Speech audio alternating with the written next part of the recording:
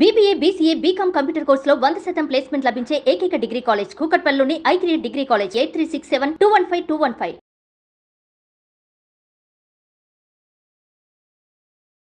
Welcome to Suman TV. Poonam Pandey తంది హత్య ఆత్మహత్య కాదు, ఈ రెండిట్లోనూ నిజం లేదు. తను కేవలం సర్వైకల్ క్యాన్సర్ మీద అవగాహన కల్పించడం కోసమే ఈ పాత్ర పోషించానని, అందరికీ అవగాహన కల్పించడం కోసమే ఈ విధంగా వీడియోని రిలీజ్ చేశానని చెప్తుంది. ఏది ఏమైనప్పటికీ అసలు సర్వైకల్ క్యాన్సర్ ఎందుకు వస్తుంది, వీటి నివారణ మార్గాలేంటి, మనం ఎలాంటి జాగ్రత్తలు తీసుకోవాలి, ఈ అవగాహన పెంచుకోవటం ఎంతైనా అవసరం. అధిక బరువు అనేక సమస్యలకు కారణం. సాహితీ యోగా ఆన్లైన్ క్లాస్ లో జాయిన్ అవ్వండి.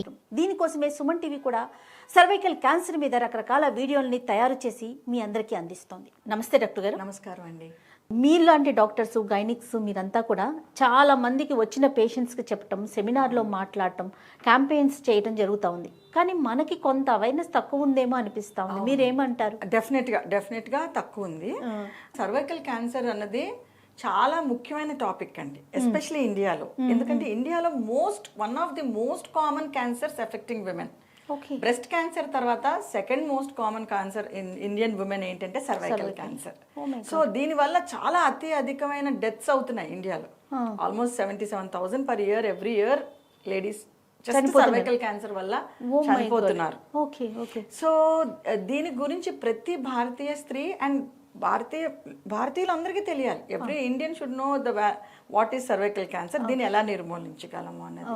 సో అందుకనే ఈ టాపిక్ మనం ఇవాళ మాట్లాడుకోవడం అనేది చాలా ముఖ్యం. అసలు వీటి సిమ్టమ్స్ ఏ విధంగా ఉంటాయి, ఎందుకు సర్వైకల్ క్యాన్సర్ ఇంతగా స్ప్రెడ్ అవుతా ఉంది? చూడండి, సర్వైకల్ క్యాన్సర్ ఎలా స్ప్రెడ్ అవుతుంది అని తెలుసుకోవడం చాలా ముఖ్యం. అన్ని క్యాన్సర్స్ లా కాకుండా ఈ క్యాన్సర్ ఏంటంటే ఒక వైరస్ వల్ల స్ప్రెడ్ అవుతుంది, కాజ్ అవుతుంది. అసలు క్యాన్సర్ కి కారణం వైరస్. ఈ వైరస్ పేరు HPV వైరస్. ఇది సెక్షువల్ యాక్టివిటీ వల్ల ఒకరి నుంచి ఒకరికి పాకుతుంది.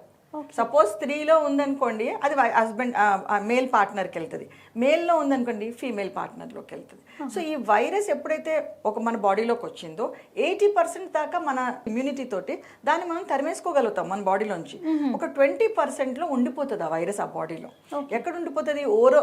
ఈ మౌత్లో ఉన్న మ్యూకోజాలో ఉండిపోవచ్చు, కింద సర్విక్స్ గర్భసంచి యొక్క మూతిలోనే అవి వైరస్ ఉండిపోయి లోకల్గా అక్కడ ఉన్న కణాలన్నిటినీ డిస్ట్రాయ్ చేసి దాని క్యాన్సర్ కింద మారే ఛాన్స్ పెంచుతుంది.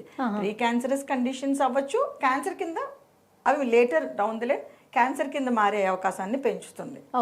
సో వైరస్ వల్ల కాజ్ అవుతుంది కాబట్టి ఈ వైరస్ కి కనుక మనం వ్యాక్సిన్ ఇస్తే కనుక దీన్ని మనం పూర్తిగా నిర్మూలించగలుగుతాం. పూర్తిగా. ఇప్పుడు ప్రస్తుతం మీరు ఇందాక అన్నారు గైనిక్స్ వీళ్ళందరూ చేస్తున్నారని. యాక్చువల్గా ఇప్పుడు లేటెస్ట్ గా entire gynaec department in the country plus paediatricians కలిసి ఇది ఒక major drive, eradicate cervical cancer అనేది ఒక పెద్ద బాధ్యతగా తీసుకుని మేమంతా ఒక క్యాంపెయిన్స్ చేస్తున్నాం. మీరు ఇందాక అన్నారు కదా, దాన్ని ఇంకా పెద్ద ఎత్తున చేస్తున్నాము. అందరికీ అవగాహన పెంచడానికి ట్రై చేస్తున్నాము. ఇవాళ ఈ ఇంటర్వ్యూ ఇవ్వడానికి కారణం కూడా ఇదే. ఈ ఇంటర్వ్యూ ద్వారా ఇంకా చాలా మంది వరకు న్యూస్ వెళ్తుంది. ఏమని? సర్వైకల్ క్యాన్సర్ మనకి మోస్ట్ కామన్ క్యాన్సర్ ఇండియాలో, దీన్ని మనం నిర్మూలించగలుగుతాం. ఇది వైరస్ వల్ల వస్తుంది. వైరస్ కి మనం వ్యాక్సిన్ ఇచ్చుకుంటే కనుక నిర్మూలించగలుగుతాం. వ్యాక్సిన్ అసలు ఎవరు తీసుకోవచ్చు? ఏ ఏజ్ గ్రూప్ నుంచి వ్యాక్సినేషన్ కి వెళ్ళొచ్చు? సో వ్యాక్సిన్ తీసుకోవాలి అని తెలుసు అందరికీ, కానీ ఎలా తీసుకోవాలి, ఎప్పుడు తీసుకుంటే బెస్ట్ రిజల్ట్ వస్తుంది అనేది తెలుసుకోవడం ముఖ్యం అండి. 9 సంవత్సరాలు ఉన్న ఆడపిల్ల నుంచి 45 సంవత్సరాలు ఉన్న వయసున్న స్త్రీ వరకు వ్యాక్సిన్స్ తీసుకోవాలి. నాట్ ఓన్లీ గర్ల్స్, బాయ్స్ కూడా ఈ వ్యాక్సిన్ ఇవ్వడం అన్నది ఇంపార్టెంట్. ఓకే. సో ఇంతకుముందు అనుకునే వాళ్ళు ఫస్ట్ సెక్షువల్ యాక్టివిటీ అంటే మ్యారేజ్ అయ్యే వరకు అవసరం లేదు, కానీ ఇప్పుడు అలా కాదు. Before they reach puberty, okay, పెద్ద మనిషి అయ్యే లోపలే మనం ఈ వ్యాక్సిన్ ఇవ్వడం అనేది జరిగింది. అందుకనే HPV వ్యాక్సిన్ అన్నది పీడియాట్రిక్ వ్యాక్సినేషన్ ప్రోగ్రామ్ లో యాడ్ అయిపోయింది. ఇప్పుడు అందరూ పీడియాట్రిషియన్సే ఇస్తున్నారు ఈ vaccine, more than the gynaecologist. Gynaecologist దగ్గరికి వచ్చే లోపలే పీడియాట్రిక్ వ్యాక్సినేషన్స్ లోనే ఇది కలపడం అన్నది జరిగింది. సో మనకి 9 సంవత్సరాల నుంచి 9 to 14 years లోపల ఇచ్చామనుకోండి, the best protection is provided. అంటే అంత అర్లీగా ఇవ్వాలి. సెకండ్ అంటే ఒక ఆల్మోస్ట్ 80% ప్రొటెక్ట్ చేయగలుగుతామండి. రెండోది ఏంటంటే 14 to 26 years ఇచ్చామనుకోండి, కొంచెం ప్రొటెక్షన్ తగ్గుతుంది, కానీ స్టిల్ ఇట్స్ వెరీ ప్రొటెక్టివ్. 70% దాకా ఓకే 26 to 45 లోపల around 60 to 70% we can protect. So మీరు యాజ్ ఎర్లీ యాజ్ పాసిబుల్ మీ ఇంట్లో ఉన్న చిన్న పిల్లలు, ఆడపిల్లలు కానీ మగ పిల్లలు కానీ అందరికీ ఈ వ్యాక్సినేషన్ ఇచ్చుకొని, మీరు కూడా 45 years కంటే తక్కువ ఉంటే కనుక please take the vaccine. Okay, వీటి వల్ల సైడ్ ఎఫెక్ట్స్ ఏమన్నా ఉంటాయా? వ్యాక్సినేషన్ తీసుకున్నప్పుడు ఏమైనా జాగ్రత్తలు తీసుకోవాలమ్మా? సైడ్ ఎఫెక్ట్స్ చాలా తక్కువ అండి, చాలా రేరు. సైడ్ ఎఫెక్ట్స్ అంటూ ఏం పెద్దగా ఏం ఉండదు. ఓన్లీ చిన్న ఎలర్జిక్ రియాక్షన్ రావచ్చు, మైల్డ్గా ఫీవర్ రావచ్చు. అది కూడా నా ఎక్స్పీరియన్స్లో నేను ఎవరికి చూడలేదు. ఓకే, అందుకనే ఒక డాక్టర్ సూపర్విజన్లో తీసుకుంటే ఏమైనా ఇమీడియట్గా ఏమైనా చిన్న ఎలర్జిక్ రియాక్షన్ ఉంది, వాళ్ళకి ఆల్రెడీ ఎలర్జీ ఉన్న వాళ్ళకి there may be a small chance. Major side effects అనేది ఏమీ లేదు. ఇంకో ఇంపార్టెంట్ పాయింట్ తెలుసుకోవాల్సింది ఏంటంటే, ఈ వ్యాక్సినేషన్ తీసుకున్నాం కదా ఇంకా నాకు క్యాన్సర్ రాదు అని అనుకోవడానికి లేదు. ఎందుకంటే ఈ హెచ్పివి వైరస్లో చాలా స్ట్రెయిన్స్ ఉంటాయి. చాలా హెచ్పివి 11, 13, 6, 16, 18, 31 అలా చాలా వేరియంట్స్ ఉన్నాయి. చాలా వేరియంట్స్ ఉన్నాయి. వీటన్నిటిలో కూడా మోస్ట్ కామన్గా క్యాన్సర్ కాజ్ చేసేది మనకి 6, 11, 16, 18, 31, 33 వీటికి మనం వ్యాక్సిన్ తయారు చేసుకోగలిగాం ఈ వేరియంట్స్కి. కానీ వేరే వేరియంట్స్ కూడా క్యాన్సర్ కాజ్ చేయగలవు, రేర్గా అయినప్పటికీ కూడా. ఓకే, సో మనం నిర్మూలించడానికి మన చేతిలో ఉన్న అస్త్రాలు ఏంటి? వ్యాక్సినేషన్ ఒకటి ఉంది, ప్యాప్స్మియర్ అనేది రెండోది ఉంది. ఓకే, సో మనం ఈ వ్యాక్సినేషన్ ఇచ్చేసుకున్నాం కదా, ఇంకా ప్యాప్స్మియర్ చేయించుకోకలేదు, నాకు క్యాన్సర్ రాదని మాత్రం భ్రమలో ఉండద్దు. You continue your Pap smear examinations. ఎప్పటి నుంచి చేస్తాం? 21 years నుంచి టిల్ 65 years చేస్తాం. ప్రతి 3 సంవత్సరాలకి ఒకసారి మీ గైనకాలజిస్ట్ దగ్గరికి వెళ్ళి ప్యాప్స్మియర్ చేయించుకోండి. ప్యాప్స్మియర్ అంటే ఏమీ లేదు, గర్భసంచి మూతి మీద ఉన్న కణాలని స్లైడ్ మీద వేసుకొని మైక్రోస్కోప్లో చూస్తారు, స్టెయిన్ వేసి. It's very simple procedure. మనం ఎందుకు ఇవాళ ఇది మాట్లాడుకుంటున్నామంటే, మిగతా అవయవాల్లాగా అంటే ఇప్పుడు సపోజ్ ఓవరీ తీసుకోండి, ఇంటెస్టైన్స్ తీసుకో, ఇవన్నీ పొట్ట లోపల ఉంటాయి. నువ్వు ఏమైనా ఇన్వెస్టిగేట్ చేయాలంటే మనకి పెద్ద పెద్ద పరికరాలు కావాలి. అల్ట్రాసౌండ్లు కానీ, సిటీలు కానీ, ఎంఆర్ఐలు కానీ కావాల్సి ఉంటుంది. దీనికి ఏమీ లేదు, నువ్వు చిన్న spec, because cervix is an organ which you can see. మీ కళ్ళతోటి మీరు చూడగలరు. కింద చిన్న స్పెక్యులం పెడితే గర్భసంచి మూతి కనిపిస్తుంది డాక్టర్కి. Okay, it's a simple OP కన్సల్టేషన్కి వెళ్తే చాలు. Madam please check my cervix and take a pap smear, that is enough. మీకు డాక్టర్ దగ్గరికి వెళ్ళి చేయించుకోండి. అండ్ ఇంత ఈజీగా మనం ఈ డిసీజ్ని ఎరాడికేట్ చేయగలిగినప్పుడు ఎందుకు చేయరాదు? మనం చెయ్యాలి ఇది. సో ఎలా చేయాలి? అందరం కలిసికట్టుగా చేయాలి. కేవలం డాక్టర్స్, పీడియాట్రిషియన్ వ్యాక్సినేషన్స్ ఇచ్చేసి గైనకాలజిస్ట్ ఎవరెవరు వస్తారో వాళ్ళకి కాదు. ప్రతి స్త్రీ ఇంట్లో వాళ్ళ ఇంటి పక్క వాళ్ళకి చెప్పి, వాళ్ళ పిల్లలకి చెప్పి, తెలిసిన పార్టీస్కి వెళ్ళినా ఎక్కడికి వెళ్ళినా, నువ్వు వ్యాక్సినేషన్ తీసుకున్నావా, నువ్వు ప్యాప్స్మియర్ తీసుకున్నావా, did you get your pap smear done? It should be like a big. మనము పోలియో కనుక ఎలా పనిచేసామో, very good, small pox, polio ఎలా ఎరాడికేట్ చేసాం, అవి ఒక వైరస్ వల్ల వస్తున్నాయి కాబట్టి వ్యాక్సినేషన్ ఇచ్చుకుని మనం ఎరాడికేట్ చేయగలిగాం. ఓకే, అండ్ మన ఇండియాలో అధికంగా ఆడవాళ్ళు క్యాన్సర్ తోటి, సర్వైకల్ క్యాన్సర్ తోటి అన్నప్పుడు it is our duty to eradicate it. So pap smear and vaccination plus regular pap smears అంటే సర్వైకల్ క్యాన్సర్ స్క్రీనింగ్ అంటాం. క్యాన్సర్ ఉందా లేదా అని ముందే చూసుకుంటాం. అది ఎలా? సింపుల్ స్పెక్యులం పెట్టుకుని గర్భసంచి మూతి నుంచి కొన్ని కణాలు ఇలా స్పాచులతో తీసి ఓపీడీ ప్రొసీజర్. దీనికి అనస్థీషియా అక్కర్లేదు, ఏం అక్కర్లేదు అసలు. ఇట్ ఈస్ 2 minutes పని. అది 2 minutes పని. అది it will eradicate cancer from us. So ప్రతి 3 సంవత్సరాలు చేయించుకోవాలి, 50 ఏళ్ళ వరకు. 50 ఏళ్ళ తర్వాత ప్రతి 5 సంవత్సరాలు, 65 సంవత్సరాల లోపల చేయించుకోవాలి. ఇంకోటి కూడా కొత్తగా ఏంటంటే, ప్యాప్స్మియర్తో పాటు అక్కడ వైరస్ ఉందా లేదా, గర్భసంచి మూతి దగ్గర వైరస్ ఉందా, హెచ్పివి డిటెక్షన్ అంటాం. ఆ వైరస్ ఉందా లేదా కూడా వెంటనే చిన్న స్వాబ్ తీసుకుని బాటిల్లో వేసుకుని దాన్ని కూడా మనం టెస్ట్కి పంపిస్తాం. ఈ రెండు కలిపితే అంటే Pap smear report plus HPV detection, రెండు వైరస్ ఉంది రిపోర్ట్ ఎలా ఉంది కలిపి చూస్తే ఆల్మోస్ట్ 90-95% సెన్సిటివిటీ కనిపెట్టేయగలుగుతాం. ఇది క్యాన్సర్ ఉందా, క్యాన్సర్ కింద మారే కండిషన్ అవకాశం ఉందా అనేసి. ఇంకొక లక్ ఏంటి, సర్వీక్స్ మనకి ఇందాక చెప్పుకున్నట్టు బయటకు కనిపిస్తుంది. రెండోది చిన్న ప్రొసీజర్ ఒక ప్యాప్స్మియర్. మూడోది ఏంటంటే, సర్వీక్స్ లో క్యాన్సర్ రాత్రికి రాత్రి రాదు.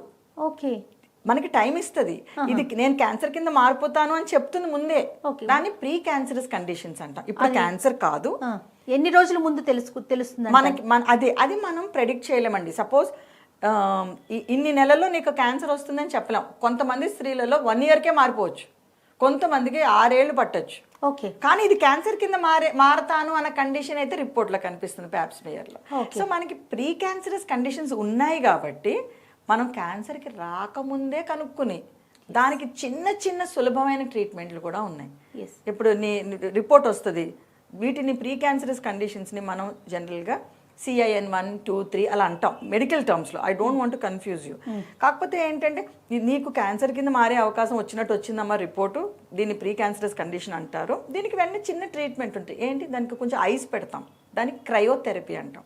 అది కూడా ఓపీ ప్రొసీజరే, దానికి అనస్థీషియా అక్కర్లేదు, దానికి పెద్ద ప్రిపరేషన్లు ఏం అక్కర్లేదు. It's 10 to 15 minutes procedure. Okay.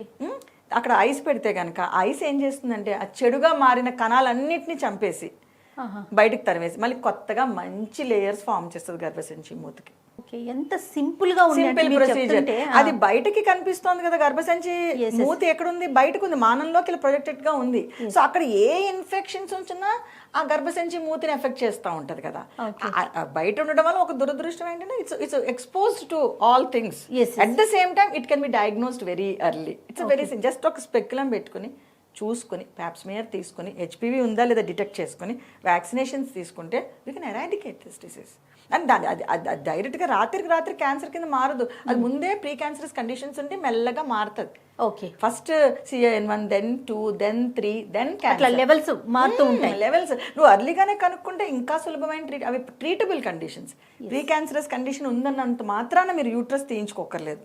చిన్న ఐస్ పెట్టుకుని లేదంటే ఎలక్ట్రోఫల్గరేషన్స్ చేసుకోవచ్చు, కోన్ బయాప్సీలు చేసుకో, అక్కడ ఉన్న ముక్క తీసేయడమే, ఎక్కడైతే చెడు కణాలు ఉన్నాయో అది తీసేస్తాం, బయాప్సీకి పంపించుకుంటాం.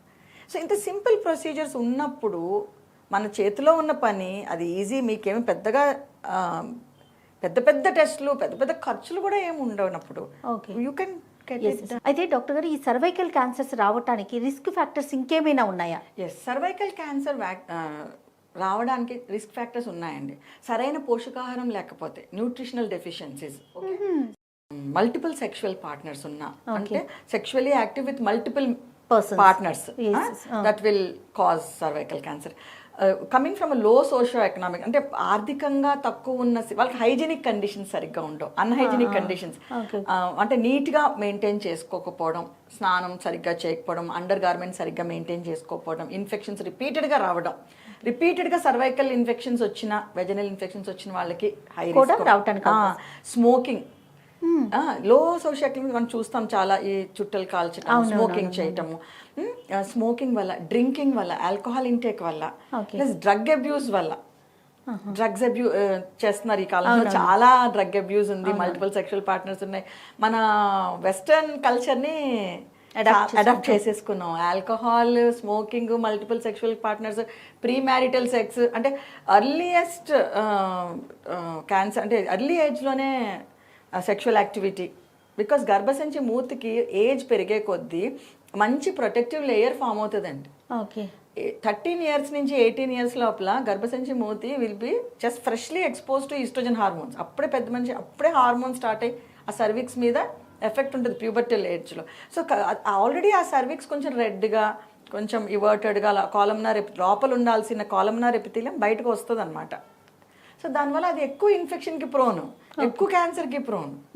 ఓకే, ఇమ్యూనిటీ తక్కువ ఉన్న వాళ్ళకి, ఇమ్యూనిటీ మనకి HIV ఉన్న వాళ్ళకి, లేదంటే ఏమైనా ఇమ్యూనలాజికల్ డిజార్డర్స్ ఉన్న వాళ్ళకి, స్మోకింగ్ వీటి వల్ల కూడా ఇమ్యూనిటీ అంటే రోగ నిరోధక శక్తి, అది తక్కువ ఉన్న వాళ్ళకి. So all these are very high risk factors. Especially మన ఇండియాలో లో సోషియో ఎకనామిక్ స్టేటస్లో ఉన్న విమెన్ చాలా ఎక్కువ, సరిగ్గా పోషకాహారం తీసుకోలేని వాళ్ళు ఎక్కువ, డ్రింకింగ్, ఆల్కహాల్, చుట్టలు అన్ని కాల్చటం, ఆల్ దీస్ ఇన్సిడెంట్స్ ఎక్కువ. అవునవును. అందుకనే ఇది మనం డెవలప్డ్ కంట్రీస్లో చూసుకుంటే కనుక వెస్టర్న్ కంట్రీస్లో సర్వైకల్ క్యాన్సర్ చాలా తక్కువ అండి. అక్కడ రెగ్యులర్గా ప్యాప్స్మియర్ చేయించుకుంటారు, వాళ్ళ న్యూట్రిషనల్ స్టేటస్ చాలా బాగుంటుంది, మంచి పోషకాహారాలు తింటారు. సో అక్కడ తక్కువ, అక్కడ బ్రెస్ట్ క్యాన్సర్స్ బాగా ఎక్కువ. మనకి ఇక్కడ cervical cancer plus breast cancer రెండు ఉన్నాయి మనకి. చెప్పాలి తర్వాత పీరియడ్స్ లో హైజీన్ అనేది కూడా ఏమన్నా కాజ్ అవుతుంది అసలు త్రూ అవుట్ ద సైకిల్ అండి. పీరియడ్స్ లోనే కాదు, పీరియడ్స్ అయినాక, పీరియడ్స్ కి ముందు, డెలివరీ అయినాక, డెలివరీకి ముందు, ఇవన్నీ ఏంటంటే very sensitive time during a women cycle where infection rate is more. ఆ టైంలో ఇన్ఫెక్షన్ ఎక్కువ వస్తుంది, పీరియడ్స్ అప్పుడు కానీ, పీరియడ్స్ అవ్వగానే కానీ, అబార్షన్స్ అయినప్పుడు కానీ, అవ్వగానే, లేదంటే డెలివరీ అయిన వెంటనే 42 రోజులు ప్యూర్ పీరియడ్ అంటే బాలింతరాలు అంటే, ఆ టైంలో ఇన్ఫెక్షన్ రేట్ ఎక్కువ. ఎందుకంటే నార్మల్గా ప్రొటెక్ట్ చేసే ఎపిథీలియం అంతా పోయి ససెప్ట్ బ్లడ్ ఎక్కువ ఉంటుంది కదా, placental separations, bleeding, but blood is a mediator for all infections కదా. సో హైజీన్ మెయింటైన్ చేయడం చాలా ముఖ్యం అండి. సో ఈ అవగాహన మనం పెంచాలి. దయచేసి పోషకాహారం తినండి, good nutrition, don't multiple sexual partners ఉంటే కాండమ్స్ వాడాలి. Please use condoms, barrier method. All these will prevent sexually transmitted diseases. HPV is one of them. Right. ఇప్పుడు ఓరల్ సెక్స్ వల్ల, ఓరల్ మ్యూకోజాలో ఉన్న మనిషి it will transmit mutually. And so వీటి విషయంలో చాలా జాగ్రత్తలు తీసుకోవాలంటే అవేర్నెస్ బాగా అవసరం. అవేర్నెస్ చాలా అవసరం. Thank you so much doctor గారు. నమస్తే.